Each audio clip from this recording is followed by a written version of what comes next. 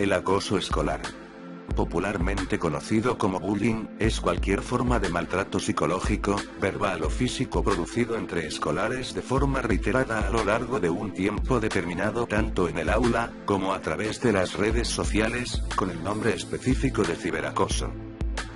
Estadísticamente, el tipo de violencia dominante es el emocional y se da mayoritariamente en el aula y patio de los centros escolares.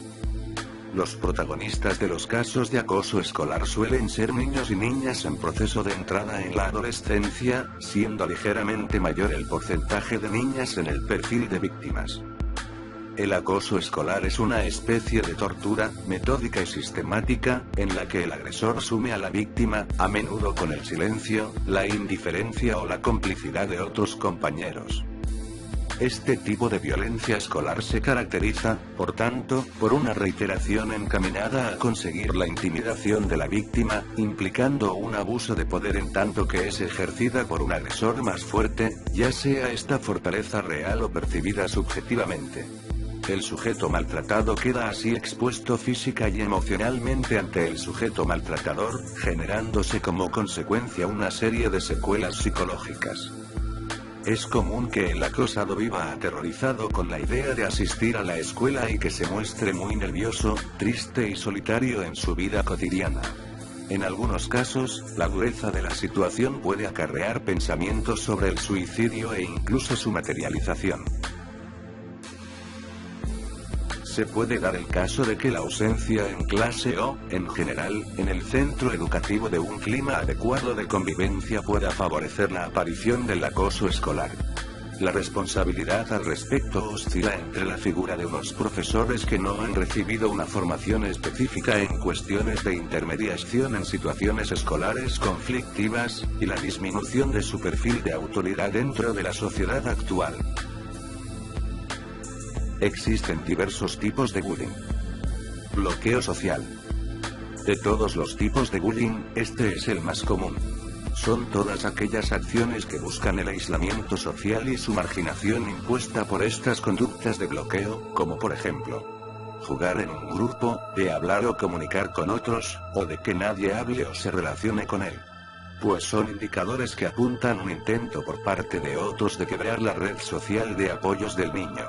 Se incluye en estas acciones el meterse con la víctima para hacerle llorar. El hacer llorar al niño desencadena socialmente en su entorno un fenómeno de estigmatización secundaria conocido como mecanismo de chivo expiatorio. De todas las modalidades de acoso escolar es la más difícil de combatir en la medida que es una actuación muy frecuente, invisible y que no deja huella. El propio niño no identifica más que el hecho de que nadie le habla o de que nadie quiere estar con él o de que los demás le excluyen de los juegos. Hostigamiento. Son aquellas conductas que consisten en acciones de desprecio, el odio, la imitación burlesca, la ridiculización, la burla, falta de respeto y desconsideración por la dignidad del afectado. Coacción. Son conductas que pretenden a la víctima realice acciones contra su voluntad. Mediante estas conductas quienes acosan al niño pretenden ejercer un dominio y un sometimiento total de su voluntad. El que la víctima haga esas cosas contra su voluntad proporciona a los que fuerzan o coercen esa voluntad diferentes beneficios, pero sobre todo poder social.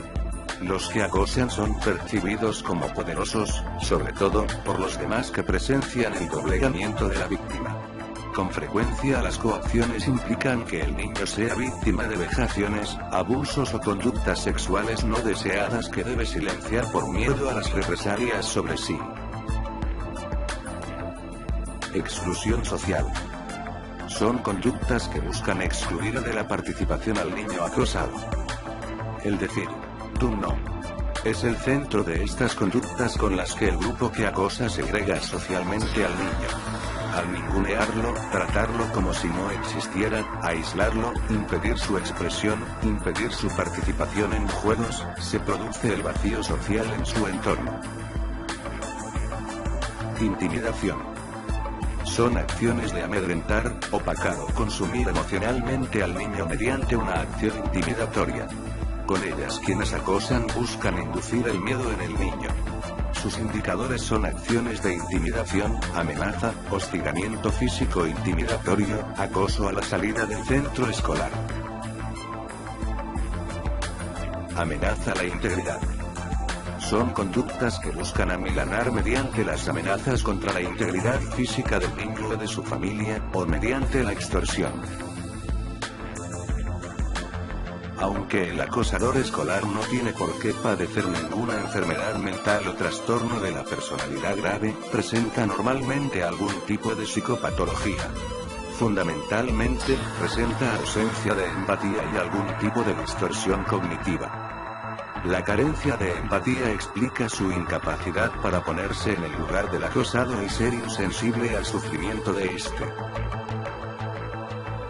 Para la prevención de acoso escolar es necesaria la implicación y participación de toda la comunidad y el diálogo con las niñas y niños, las familias, el profesorado y otros agentes sociales presentes en el barrio donde se encuentra el colegio o escuela.